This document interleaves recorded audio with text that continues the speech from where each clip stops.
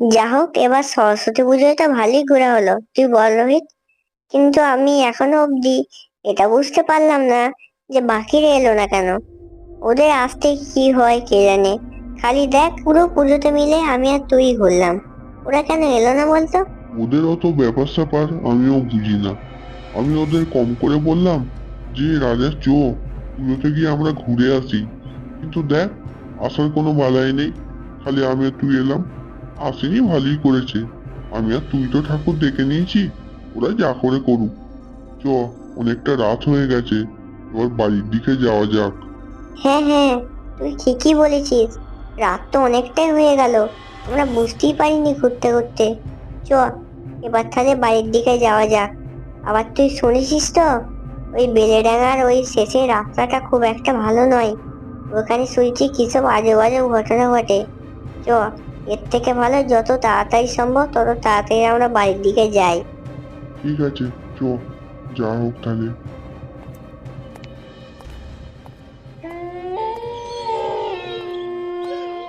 আয় রে সুজন, তাড়াতাড়ি হেঁটে আয়। এ কি, কি একটা মনে হলো যেন সামনে দিয়ে উড়ে চলে গেল। এ রোহিত, তুই কি করছিস?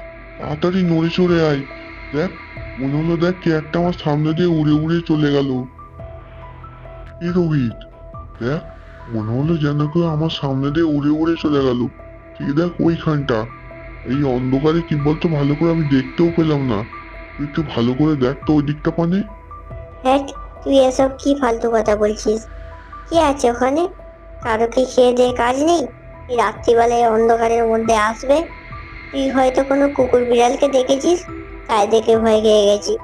ভালো করে দেখছি, ওই দিকটায় কেউ নেই। না রে, আমার মনে হলো কেউ একটা ওখানে আছে। তা নাহলে আমি বলি কখনো। আমার মনে হলো কেউ একটা আমার সামনে দিয়ে উঠতে উঠতে চলে গেল। তাই আমি তোকে বললাম ওখানে কে একটা আছে। এসো ওঠো, রোহিত। ও- ওটা ওটা ওটা তোর ওটা তোর পেছনে কে ওটা? এ কি, তুই ওরম করে কথা বলছিস কেন? কে আমার পিছনে? এ কি, এ কি সুজন, এটা কে? এ কি, কে তুমি? সুজন, এ দেখ, গায়ে কিরম রক্ত লেগে আছে। আমার একটুও ভালো লাগছে না। এই মনে হয় সেই বেলে ডেঙার ভূত। আমার একটু এখানে ভালো লাগছে না। তুই তাড়াতাড়ি চোখ, আমরা এখান থেকে চলে যাই। এ নালে মেরে আমাদেরও রক্ত খেয়ে নেবে। বাকিদের তুই শুনিসনি? কদিন আগে কতগুলো ছেলে এরম রাতে আসছিল, ওদের মেরে রক্ত খেয়ে নিয়েছিল। তুই তাড়াতাড়ি এখান থেকে চো, আমার একটুও ভালো লাগছে না। তুই তাড়াতাড়ি চো। হ্যাঁ রে রোহিত, চ, আমরা পালাই। দেখ ভূতটা দেখ, আমার দিকে তাকিয়ে কিরাম করছে। তাড়াতাড়ি এখান থেকে চ, পালাই। তোর মনে নেই, কদিন আগে সে রক্তাক্ত দেহগুলো উদ্ধার হয়েছিল? তাড়াতাড়ি চ, আমরা পালাই। চ, দৌড়া। ছোট সুজন, তাড়াতাড়ি ছোট।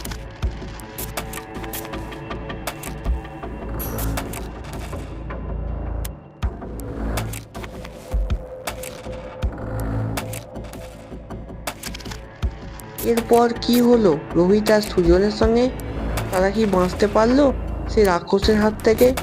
তা জানার জন্য অবশ্যই চ্যানেলটিকে সাবস্ক্রাইব করুন আর পাশে থাকা বেল আইকনটি বাজিয়ে দিন, আর কিন্তু শেয়ার করতে ভুলবেন না।